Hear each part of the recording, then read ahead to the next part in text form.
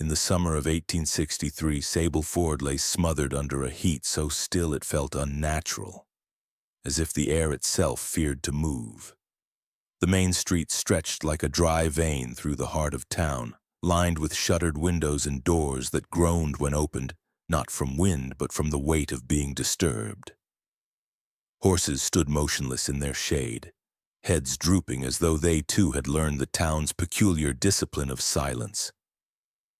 To a passing stranger, the place seemed ordinary enough, a remote frontier settlement surviving the Civil War years. But the quiet here was not the soft quiet of peace. It was the kind that made the hairs on the back of the neck rise, a quiet that was practiced, trained, and shared by everyone without needing to be spoken of.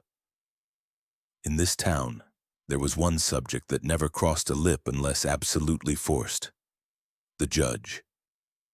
Judge Horace Lawton's courthouse rose above the other buildings like a stern overseer. Its pale clapboard walls bleached nearly white by the sun, the structure itself immaculate against the decay around it. But what set it apart most was not its size or its condition, but the windows. Tall, thin panes that should have let in the southern light yet were sealed tight from within. Each one was nailed in place, dozens of square-headed iron nails hammered so deep into the frames that no glint of daylight escaped their seams. Some nails were blackened with age, others newer, hammered over older ones in patterns that seemed almost deliberate, as though someone had taken care not merely to close the building off, but to ensure it could never open again. Travelers would ask about the building. They always did. And the answers were always the same: a shifting glance, a vague mutter about old cases, the war, the need to move along. No one mentioned Lawton's name directly if they could help it. No one described what had happened in that courtroom, and yet everyone's eyes betrayed the same shared memory, a flicker of something best left buried. The courthouse doors were locked, its key nowhere in town, and the porch boards sagged as though refusing to bear weight again. On Sundays, when the rest of Sable Ford filed into the small church down the road, the courthouse stood aloof in the sunlight, a white tomb with no grave marker. Some claimed the sealing of the windows was a practical measure against looters in the lean years of the war. Others swore it was an act of desperation, a barrier against something that could not be killed in the usual way. For the children born after it became a piece of whispered folklore, a house where the law itself had been locked away.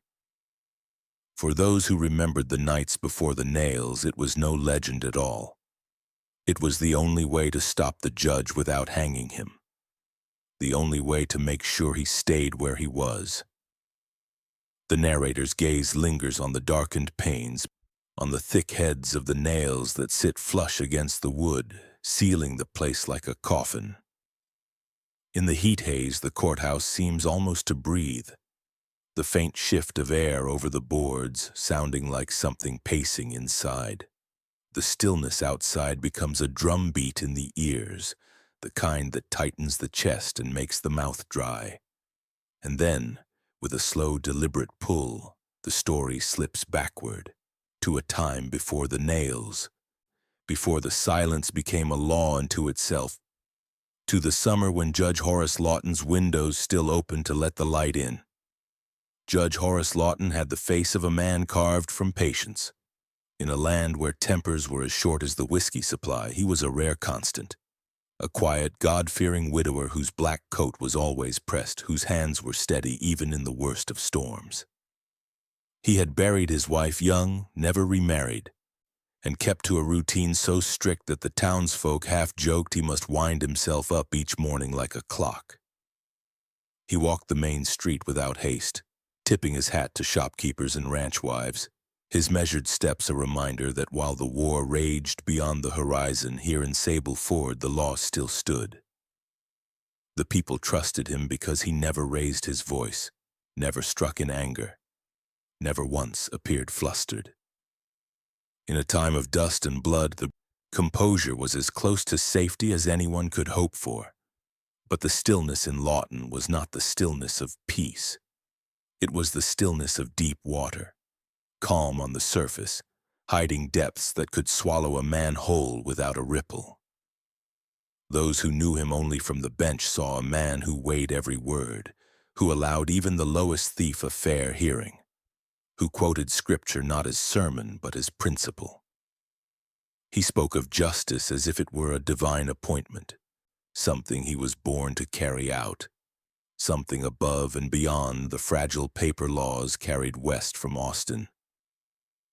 Yet those who had crossed him behind closed doors never came back to speak of it, and over time a pattern emerged that no one dared confirm aloud. Men called before him for private hearings, often small disputes, nothing worth public spectacle, would vanish. A ranch hand accused of theft, a drifter caught brawling, a surveyor said to be cheating on his measurements. Names would be called, doors would shut, and the gavel would fall behind them. The cases would vanish from record, the men would vanish from the earth. In a lawless state, disappearance was not proof of guilt or innocence. The frontier swallowed people every day, desert, disease, violence. But in Sable Ford, these vanishings were different. They left no bodies, no graves, no rumors of escape.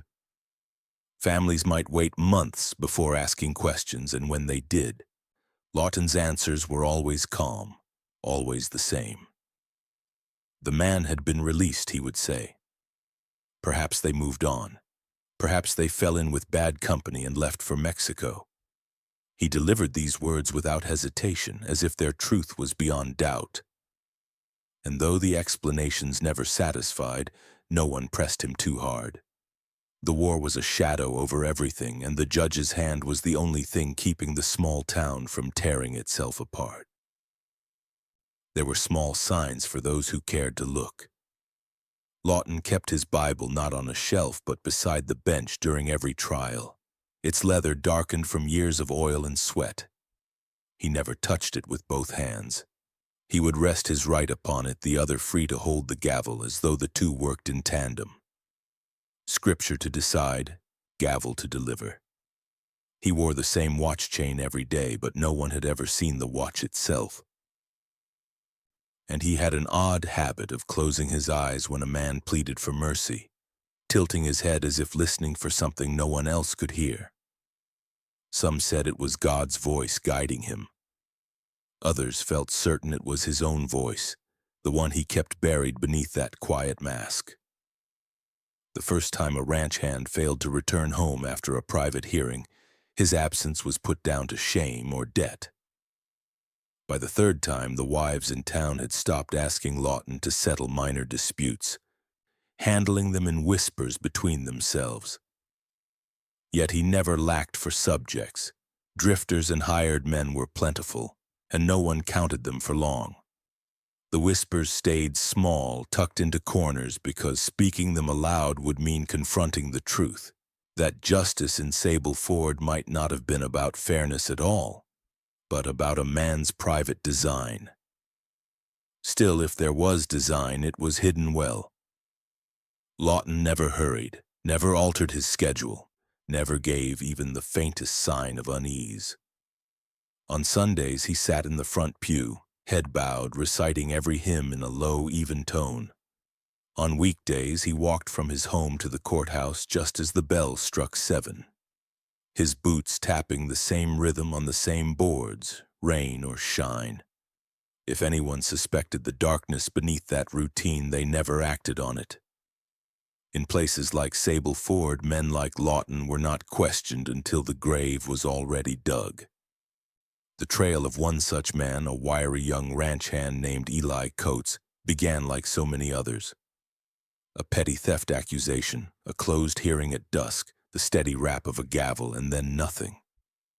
Not a bed slept in, not a horse taken, not a coin spent in the saloon. Just gone.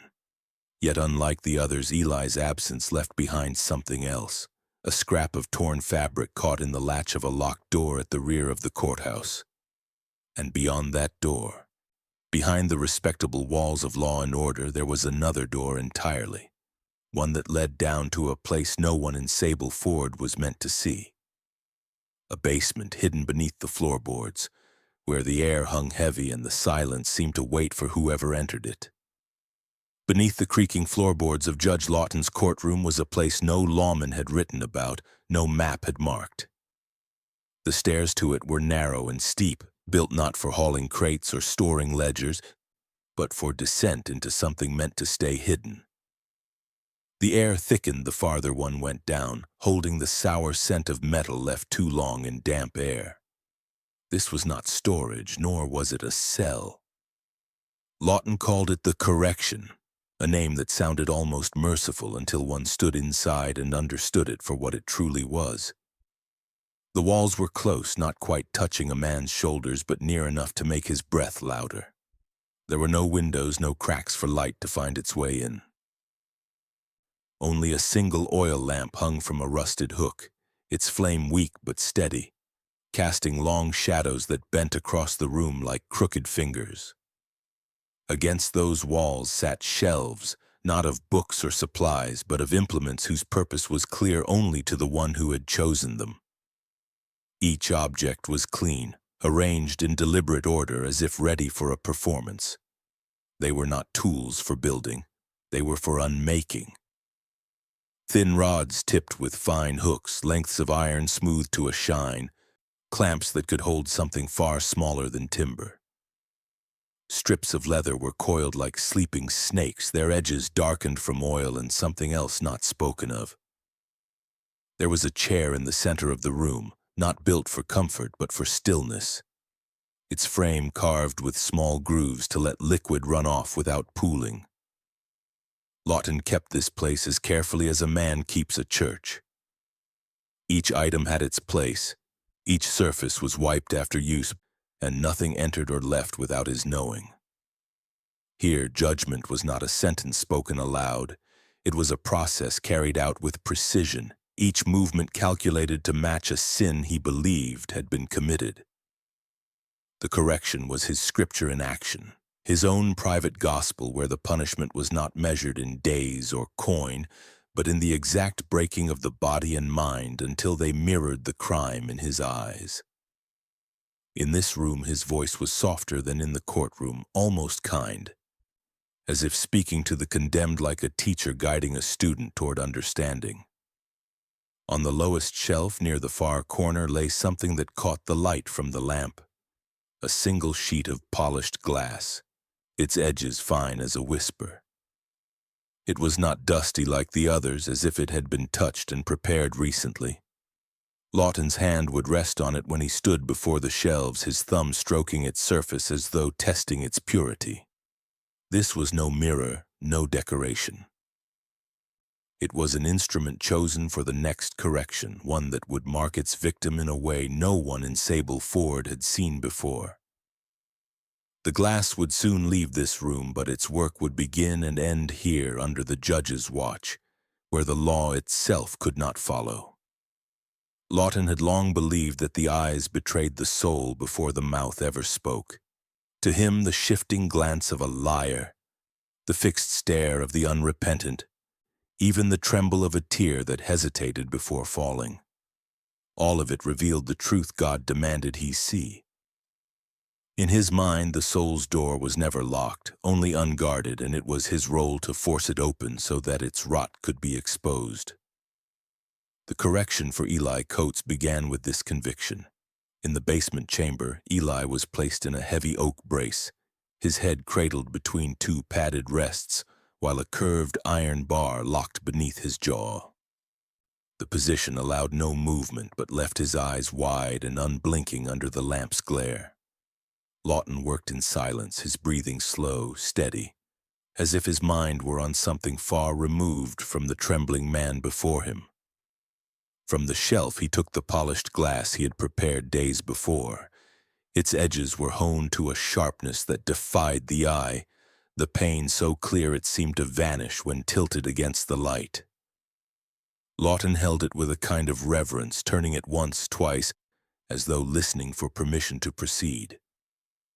He believed the glass had a purity other tools lacked, It was untouched by fire or blood, only refined by pressure and patience, much like his own sense of justice. Stepping close, he lowered the sheet along a narrow frame that descended toward Eli's face, aligning it with a precision born of repetition in thought, if not in act.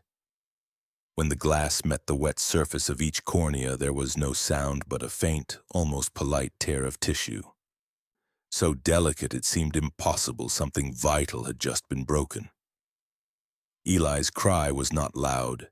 The brace stifled it, and Lawton did not pause to acknowledge it. He worked with the calm of a man finishing a careful engraving. When the glass was withdrawn, each eye was split, two thin halves of a window that would never close again. The reflex to blink fought to return, but with the corneas severed, the eyelids could no longer meet. The gaze was locked open, fixed not by will but by anatomy now ruined beyond repair. Lawton stepped back to study it, his head tilted the way a craftsman considers the final stroke of a tool. The days that followed were as precise as the act itself. Eli was kept upright in the brace, the lamp burning through the long nights, the air dry enough to leach the moisture from his body hour by hour. Lawton did not leave him unattended. He would sit at his small desk, the leather ledger open before him, recording every hour in which the light caught the drying eyes. He wrote not in full sentences, but in short, coded entries. The position of the pupils, the dilation, the change in sheen as life ebbed. To him, these were not cruel notations, but the gathering of truth, the documenting of a soul forced to look without rest into the face of its own guilt. On the third day, Eli's body sagged against the restraints, his breathing shallow. Eyes dulled yet still open, staring past Lawton into the dim ceiling above. When the final breath slipped from him, Lawton closed the ledger and let the room fall silent. The body was removed with the same quiet efficiency as the act had begun, leaving nothing behind but the faint smell of oil and glass. The ledger, now heavier by a single name written in Lawton's code, was returned to its locked drawer, its pages forming a map that only he could read. A map of those who had passed through the correction and the precise way in which they had been undone.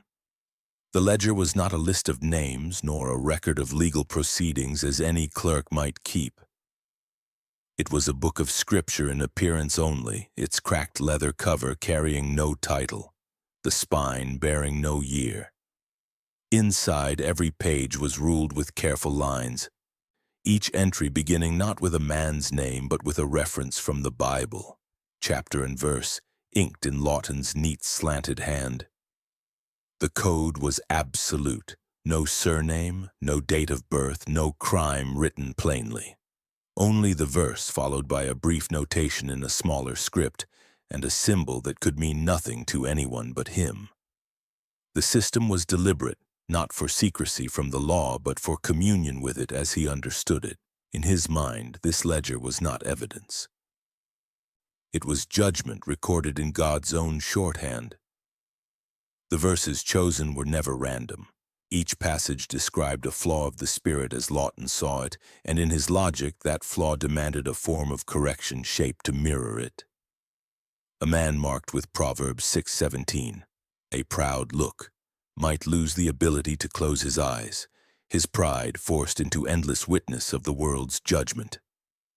Another assigned to James 3:6, the tongue is a fire, would be silenced by a method that removed speech altogether, leaving the sin extinguished along with the voice. To Lawton, these were not killings but moral surgeries. The body was a vessel for the soul, and if the soul was diseased, the vessel must be altered until it could no longer harbor that rot. The fact that the patient did not survive was, in his view, incidental. He never wrote about the trial or the crime itself. The entry began only when he had decided the guilt in the privacy of his own mind, often without a public hearing. These were not verdicts passed down by jury or statute. They were punishments for what he called moral corrosion. the decay of the spirit that could not be measured by earthly law. A man might be found innocent in the open court and still find his name, or rather his verse, inscribed in the ledger by nightfall. Once written there, the outcome was certain. The correction would follow, crafted to fit the verse as a blade fits its sheath. The book was kept in a drawer beneath his bench, locked with a brass key worn smooth from years in his pocket. At night, in the dim glow of his study, he would open it not to review the past, but to seek the next. His finger would trace the pages slowly, pausing over older entries as though remembering the work done. The ink was never smudged, the handwriting never hurried. This was the most important labor of his life, and it demanded the steadiness of hand that had made him so trusted in the courtroom above. To him, the ledger was proof of his calling, a private gospel that told of his role not as man but as instrument. It was during one such review, with the pages spread before him and the lamplight trembling across the desk, that his finger stopped on an unwritten space. From the shadows of his mind, a name rose, not to be written in letters, but to be fixed in verse. He turned the page and chose a passage from Ecclesiastes, a warning against vanity, and wrote it with the same care he gave every stroke. This verse did not belong to a ranch hand or a drifter. It belonged to a woman of the town, known not for crime but for beauty, a seamstress whose work had brought her admiration far beyond Sable Ford. Lawton closed the ledger with the sound of leather against wood, and in the stillness that followed, the verse lingered in the air as if it had already been carried down into the chamber below. The chair was built with the same precision as a judge's bench, its wood sanded smooth, its joints locked without a single squeak. Lawton called it the harvesting chair, though no one but he would ever know the name. It stood in the center of a narrow room lit only by a single oil lamp, the walls bare except for the fine mesh curtain that divided the space in two. Behind that veil, he could watch without being touched by the air of the chamber, without the scent or the heat of the work touching him. The seamstress was brought in under the quiet of early evening, her eyes darting to the shadow behind the curtain, though she could see nothing beyond it. She was seated and bound with straps that were neither crude nor hasty. Each buckle was tightened until the limbs could not tremble without pain. Lawton's method demanded stillness. He worked with slow care, painting her skin with a mixture that glistened under the lamplight. Rendered fat from pigs and cattle boiled down in his own kettle until it was soft and warm to the touch. He spread it over her arms, her legs, her face, even along the edges of her eyelids, speaking softly as he did so. The words were not for her comfort. They were scripture, chosen from the verse that marked her place in the ledger. Vanity of vanities, saith the preacher. All is vanity. He repeated it as if the repetition could wear down her spirit, as the process would soon wear down her body. The smell of the fat filled the room, sweet and heavy, clinging to the air until the breath itself seemed tainted. In the corner, beneath a dark cloth, was a wooden crate. The sound from within was faint but constant, like a restless shifting of dried leaves. Lawton approached it with the reverence of a man opening a reliquary. When the cloth was pulled back, the smell changed, sharper, dry, and strangely sour. He slid the latch and lifted the lid only a fraction, letting the black wave inside settle before he carried it to the foot of the chair. The seamstress tried to speak, but the strap under her chin held her jaw shut just enough to keep her voice a trapped, muffled sound. Lawton did not pause. He tipped the crate and shook it gently, releasing the first scatter of beetles onto the floor, their legs clicking against the wood as they found her. They were drawn to the fat first, swarming over her feet, up her calves, their movements quick and methodical, as though they too were following a design. Lawton stepped back into the shadow, watching through the mesh, his hands clasped loosely behind him. He never touched her again after the release. The beetles climbed her limbs in dark waves, their bodies small but relentless. consuming the coating of fat with quiet precision. When it was gone, their hunger did not end.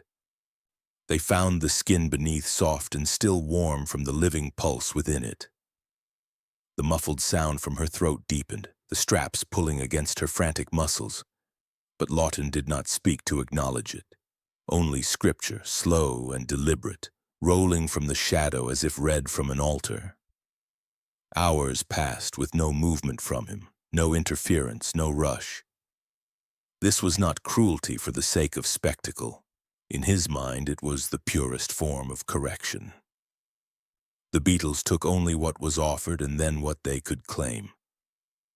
The lamp burned low, casting the mesh curtain in a faint golden net, and still he stood, his gaze fixed on the shape in the chair until the last tremor faded. When the work was done, he stepped forward, closing the crate and sliding the latch home with a single final motion.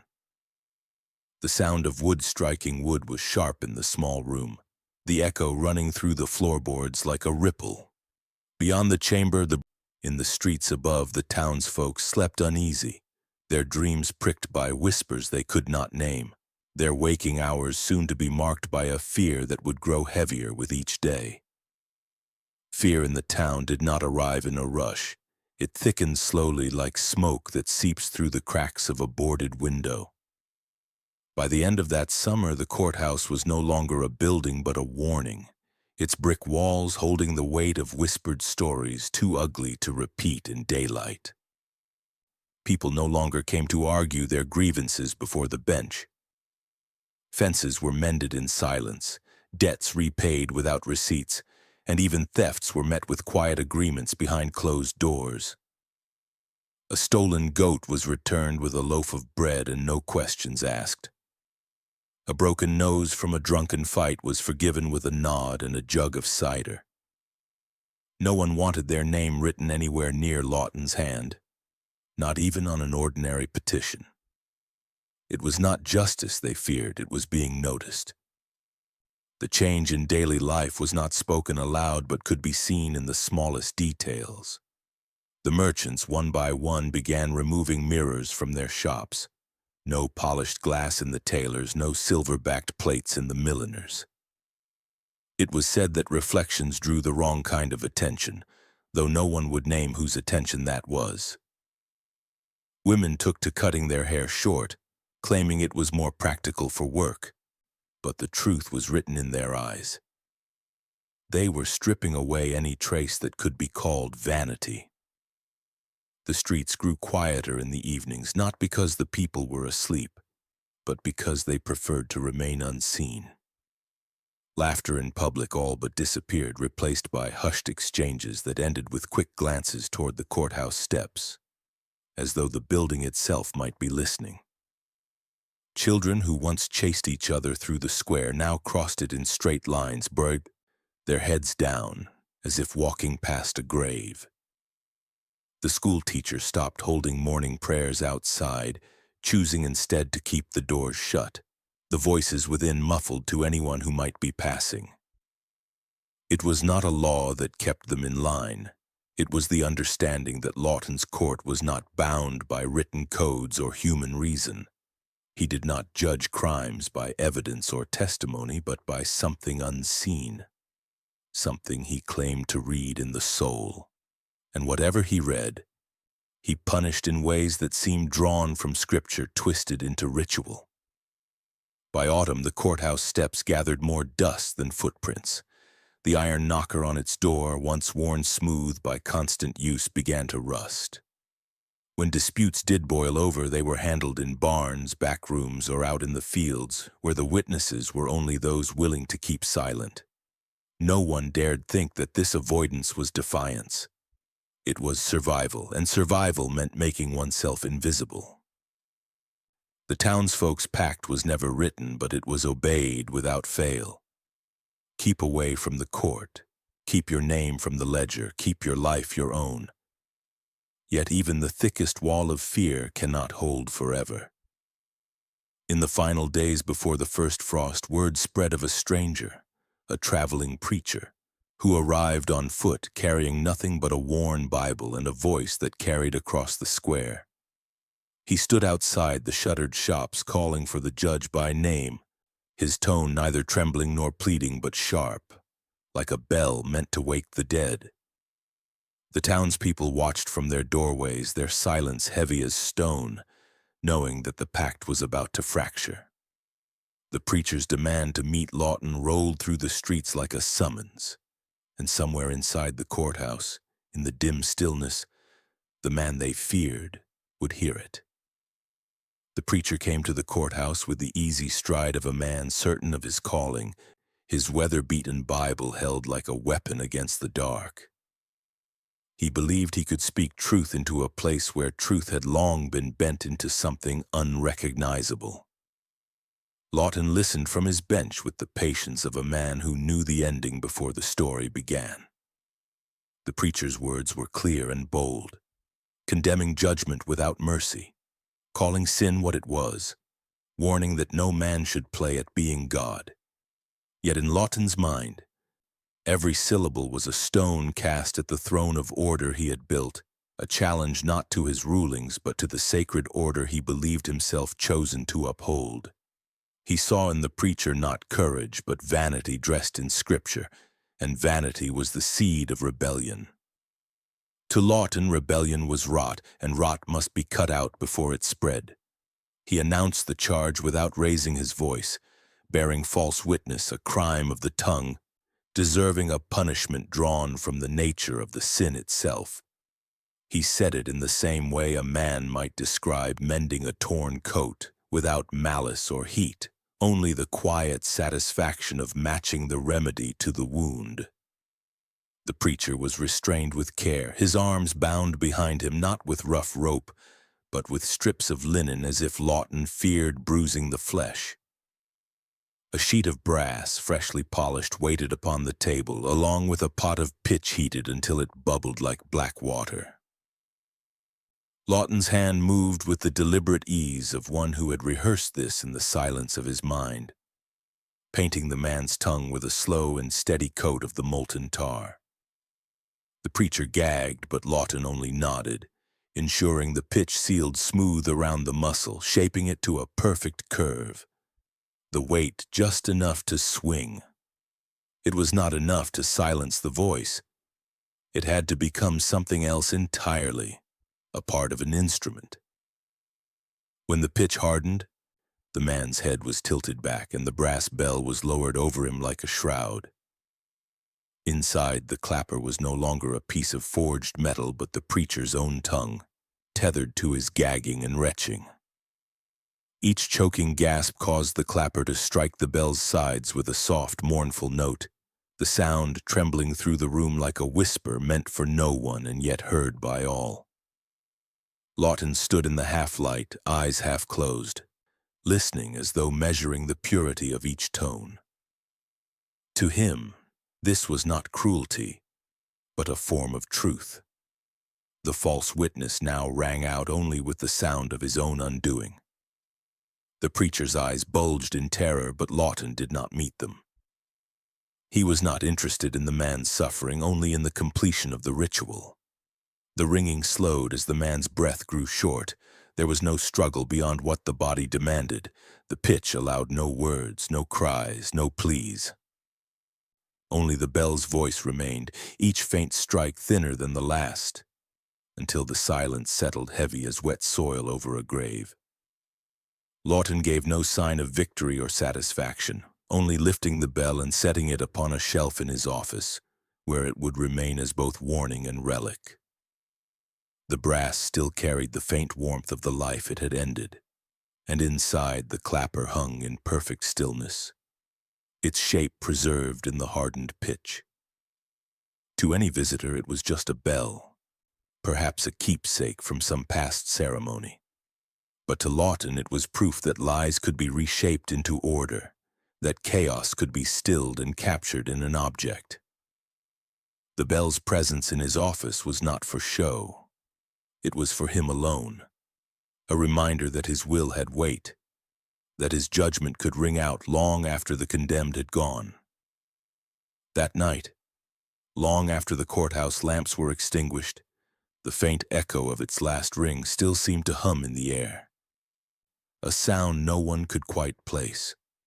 That same whispering tone bled into the next day, curling in the ear of a deputy who, for the first time, began to wonder what else the judge kept behind those closed doors. Deputy Samuel Ellery had always kept the kind of order a man could hold in his hands, the weight of a badge, the certainty of written law, the quiet understanding that right and wrong could be measured if you looked closely enough. But in Garrison Hollow, that clarity had begun to rot. He watched the courthouse door open less and less, watched disputes dissolve into whispers and handshakes in the dark, watched neighbors avoid each other's eyes. People no longer sought justice, they avoided it. And still, names kept disappearing. At first it was only a few, the kind that could be explained away by travel or misfortune. But Ellery saw the pattern. It was in the way homes emptied overnight, in the way certain shops closed without notice, in the strange, heavy silences that seemed to settle over entire streets. Lawton kept a ledger, though no one dared speak of it, a book rumored to hold the names of those he had judged. Ellery decided to keep one of his own. He began in the quietest way possible, with a small notebook thin enough to hide inside his boot. Each entry carried a name, the date last seen, and the offense, if one had been given at all. He did not guess, he did not embellish. He recorded only what he could confirm, but as the pages filled, a truth began to take shape that sat like ice in his gut. Lawton's punishments were no longer swift. They stretched over hours, then days, designed to exhaust the body and break the mind before death came.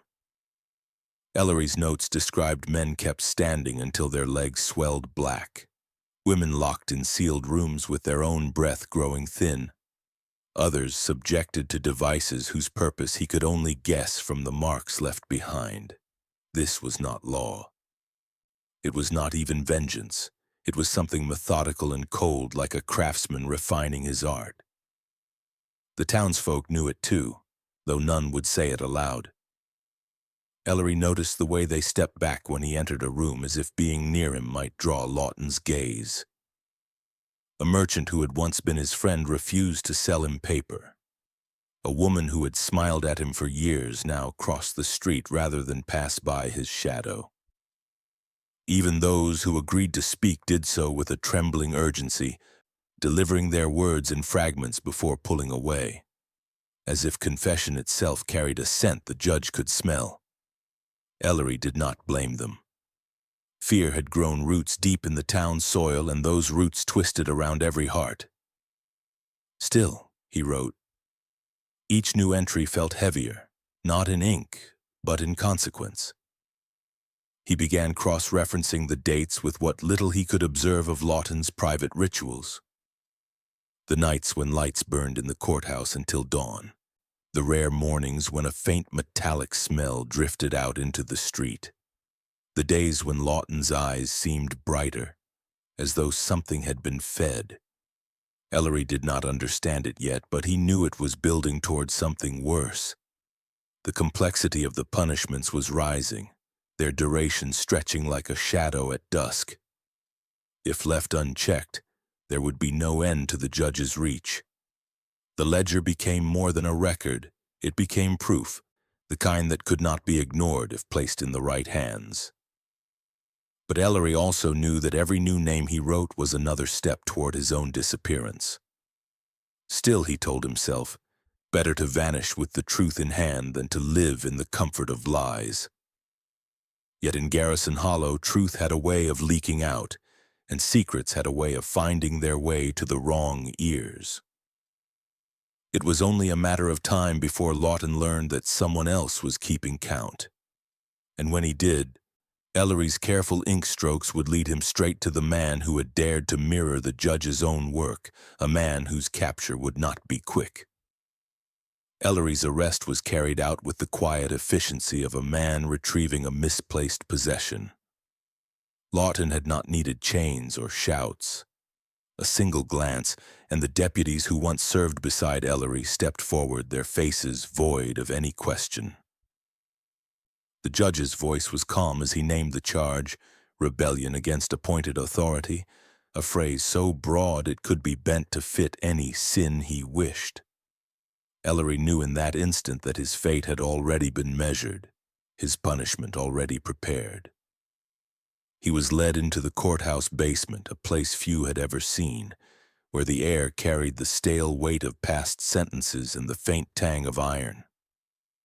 There, against the stone wall, stood an apparatus unlike anything he had encountered. An iron frame shaped to hold the body inverted, legs clamped high above, head hanging low. The skull aligned directly beneath a slow, steady leak of water from a narrow pipe. Lawton worked without haste, fitting the leather cuffs around Ellery's ankles with the precision of a man adjusting the gears of a clock. His hands were steady, and there was no malice in his expression. Only that measured calm that came from absolute certainty in one's own righteousness. The basin below was shallow, its surface smooth except for the small, perfect circle where each drop landed. Lawton adjusted the pipe's position with an almost ceremonial care, ensuring that the drip would strike the exact center of Ellery's forehead. He spoke as if explaining an equation, describing how the body's blood would slowly pool in the skull, how the eyes would swell and strain, how sight would dissolve into darkness long before breath gave out. It was not pain he sought first, it was transformation. The slow unwinding of the senses until the mind was left adrift. The first drop landed cold and startling. The second came at the same precise interval, as did the third. The rhythm so steady it began to feel unnatural, like the ticking of a clock in a room where no time passed. Minutes became an indistinct fog, broken only by the sensation of blood pressing heavier against his eyes, the ache in his temples building with each pulse of his heart. Ellery's breathing slowed to match the sound of the water, his body surrendering to the rhythm even as his mind resisted. Lawton sat in a chair just beyond the frame, watching with the patience of a scribe recording a slow revelation. His ledger lay open on his knee, not for Ellery's name, which had already been written, but for the measurements, the exact hour when sight would dim, when coordination would falter, when speech would dissolve into meaningless gasps. Hours passed into the double digits, and the room took on a strange stillness, broken only by the drip, drip, drip, and the faint shifting of the iron frame as Ellery's muscles twitched from exhaustion.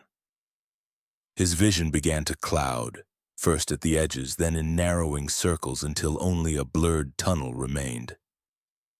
Lawton leaned forward at this stage, noting the moment with a soft hum of approval, as though the experiment was proceeding precisely as intended. By the 18th hour, the water's rhythm was no longer separate from Ellery's heartbeat. They had merged into one relentless pulse that filled the dark space behind his eyes. His tongue felt thick, his thoughts scattered, but still the judge watched, never rushing, never intervening. When the 26th hour came, it was not announced. There was no signal, no shift in Lawton's face. Ellery's breathing simply slowed. His body's trembling ceased, and the stillness that replaced it was absolute. Lawton stood, closed his ledger, and without a word released the frame's clamps. The body slid down, head brushing the basin's rim before settling against the damp floor. The water within the basin was tinged with the faint cloudiness of disturbed sediment, the surface still rippling from the last drop that had fallen. Lawton lifted the basin with care, as if carrying something sacred, and carried it outside into the pale morning. He poured it slowly into the soil at the side of the courthouse, the water sinking into the earth without resistance. There, beneath the shadow of the brick wall, no grass had grown for as long as anyone could remember. The damp earth darkened for a moment, then returned to its dull, lifeless hue, as if it had swallowed its offering whole. The carpenter had been passing through Clearwater for only a day. His wagon parked near the square when he first heard it, a cry that was not the sound of pain alone, but of a soul realizing it had been left behind. It came from the courthouse, sharp against the stillness of the night, then another weaker, followed by a strange rhythmic tapping from within. He went to the boarding house, breathless, and spoke in low, urgent tones to those who sat awake near the stove. The townsfolk listened without meeting each other's eyes, for they had all heard such sounds before and told themselves it was only the wind through warped shutters or the restless shift of old beams. But something in the carpenter's voice broke the spell of their silence. It was not bravery that pushed them into the street, but the sick heaviness of having been cowardly for too long. They gathered more as they went, lanterns swinging in trembling hands, their faces pale in the amber light. The courthouse stood in its perfect symmetry, as still and orderly as it did in daylight, yet the cries inside had grown into a chorus of broken voices. The front doors, though bolted, yielded to the force of their combined weight.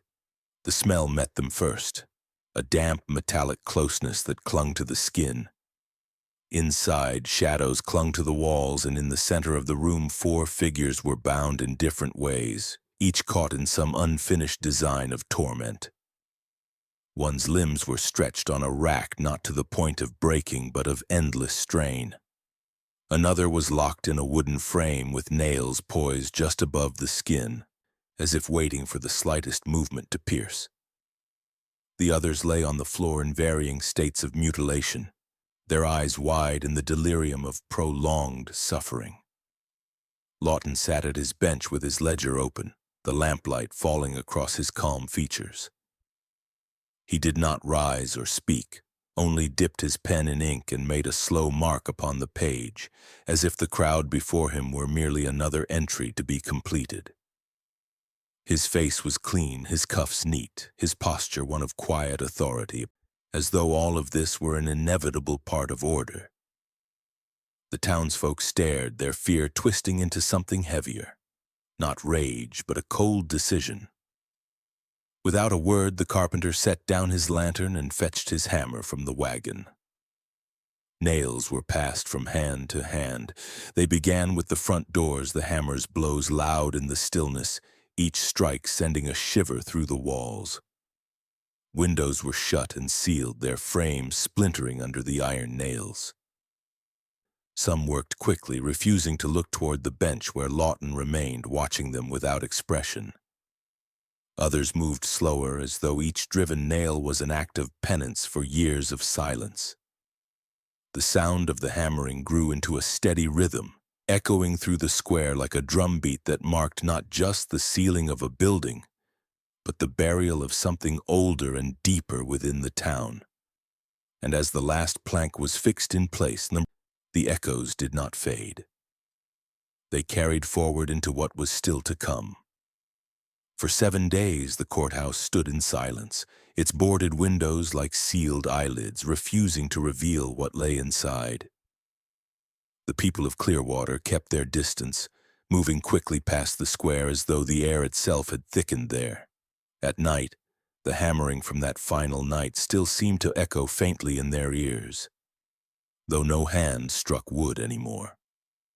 The building became a shadow in daylight and a weight in the dark, its presence pressing on every home, every meal, every moment of uneasy sleep. By the 5th day, the smell began.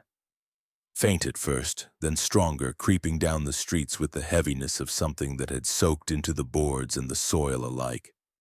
By the 8th day, the air around the courthouse clung to the tongue, sour and wet, carrying the unmistakable stench of decay. The decision to open it was not spoken, but it moved through the town like an unvoiced command. Crowbars and hammers returned, not in fury this time, but in dread. Nails were pried loose, wood splintered under slow, reluctant force. When the final plank was pulled away, the darkness inside did not rush out. It only seemed to deepen, as if whatever was within had been waiting. Lantern lights slid over the familiar walls, now mottled with stains, and over the shapes that sagged in the corners where 4 victims had once been bound. At the bench, Lawton sat as if presiding over some eternal trial. His back was straight, his head tilted slightly, eyes closed as though in thought. In his lap rested the ledger, open to its final page. His mouth was crammed with dry earth, packed so tightly it had cracked the skin at the corners. Dust from it clung to his chin. No one stepped forward to touch him. They claimed later they could not out of fear of his body, but out of the deeper fear that touching him would acknowledge something they could never bury again. His skin had taken on the pale stiffness of long death, yet there was no slump to him, no collapse. It was as if the body had chosen its own position, defying the usual collapse of life into disorder. The ledger's last page was blank, its whiteness stark against the pages before, which were filled with his neat, deliberate script. That emptiness was more unbearable than the body itself. It was not the mark of an ending, but the shape of something left unfinished, a silence sharper than words. The townsfolk stood in the doorway, breathing through cloths pressed to their faces, staring at that empty page until the lanterns flickered low. They did not know who closed the book, only that it was shut when the body was taken away. Yet the image of it remained, a ledger that waited for a hand to write again, a page that could still be filled, and in the days to come, that blankness would not fade but grow, becoming the symbol for what followed next. They took the courthouse apart in slow, deliberate stages, as though dismantling a crime scene that no law had words to name. Each board was pried loose with care, not to preserve the wood, but to make certain nothing inside it would follow them. The walls gave way without protest, collapsing into pieces that once held screams and sentences and the weight of a man who believed himself the final arbiter of truth. When the last beam fell, the townsfolk did not speak of rebuilding. They let the ground remain bare, its soil darker than the rest, its shape a scar. The nails, collected in buckets, were later melted down in a forge during the war, cast into rifle rounds that would carry their own silent history into other men's hands. No one marked them or spoke of their origin, but those who fired them swore later that the metal always rang differently when it struck. In the years that followed, lawmakers far beyond Clearwater began to speak in cautious terms about the dangers of private justice.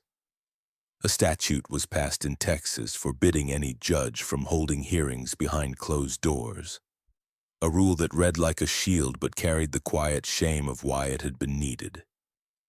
On paper, it was progress. In practice, the survivors of Lawton's reign did not stand to see it signed. They kept to themselves, their silence a wall thicker than the courthouse had ever been. For decades, they spoke to no one beyond necessity, their memories buried but never decayed, living just under the surface like something waiting for the right season to emerge. By the time the century turned, most of those who had been there were gone, taking their unspoken truths with them. The town had grown around the absence, its newer buildings standing without knowledge of what had been torn down. It was in 1911, during the clearing of an old barn on the edge of town, that a farmhand found the box. It was wooden, sealed with 2 rusted locks, the grain of the wood darkened from years of damp air. The man who found it claimed it was heavier than it looked, as if something inside resisted being moved. When it was pried open, the smell of old paper and dust escaped first, followed by the sight of Lawton's ledger. Its leather cover was intact, the pages inside untouched by rot. The ink had not faded. The final entries were not judgments or names, but verses. Strange, rhythmic phrases that did not match the tone of the ledger before. They read like instructions or perhaps a promise, written in the same meticulous hand as every other line. And though no one could say what they meant, the words did not feel dead on the page. They carried the same precision he had used to measure pain, to mark hours, to decide the exact moment when life should end. Those who read them felt that he had not written them for the past, but for whoever might open the book next.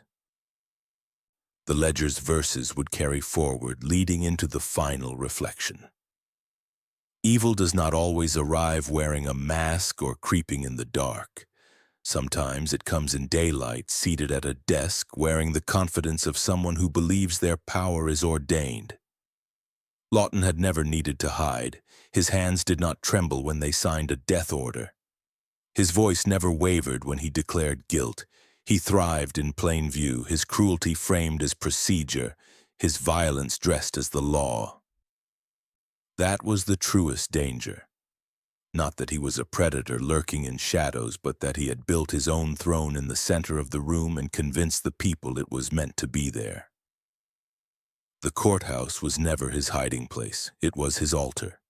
And every act of judgment was not about justice, but about feeding whatever lived behind his eyes, something patient and calculating enough to disguise itself as duty. History likes to imagine that evil burns itself out, that it collapses under its own weight. But Lawton's kind does not burn, it waits. Even when nailed inside those walls, he had been calm, ledger open as though he knew that the body could die, but the shape of his authority would survive. It would travel in whispers, in rules written by those who never knew his face, in the quiet assumption that someone always has the right to decide who deserves to live. His legacy was not in the mutilated bodies they found that night. It was in the precedent, in the idea that cruelty could be cloaked in official paper, signed in neat ink, and passed off as order. That kind of evil does not fear being caught. It fears only being forgotten. In a glass case at the county museum, the nails remain. They are blackened now, their edges softened by rust, but the heads still bear the hammer marks from that night. Tourists lean close, reading the small plaque beneath them, but the words are simple and give away little. Most leave without knowing that these nails had once sealed a man inside with the dead, that each strike of the hammer had been a public heartbeat, a moment when fear became action. The curator says they are artifacts of a notable incident in local history, but their weight tells another story.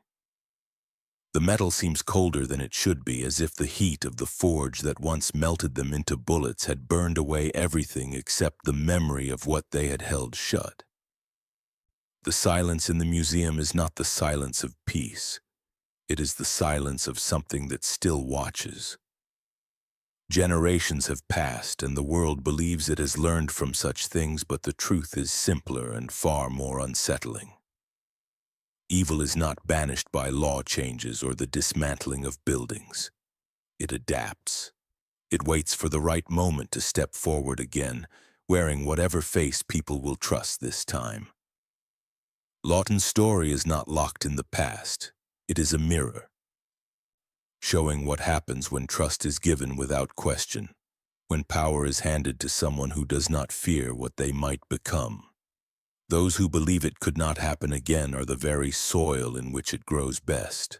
The glass case gleams under soft light, the nails arranged neatly, their rust like dried blood. They are displayed as history, but they are also a warning. Their presence says what the plaque will not. The thing they were meant to contain never really stayed inside. And as the narrator's voice lowers, the weight of the truth hangs in the air, carrying the question forward like a shadow that will not leave the room. What do you think? Could this happen again?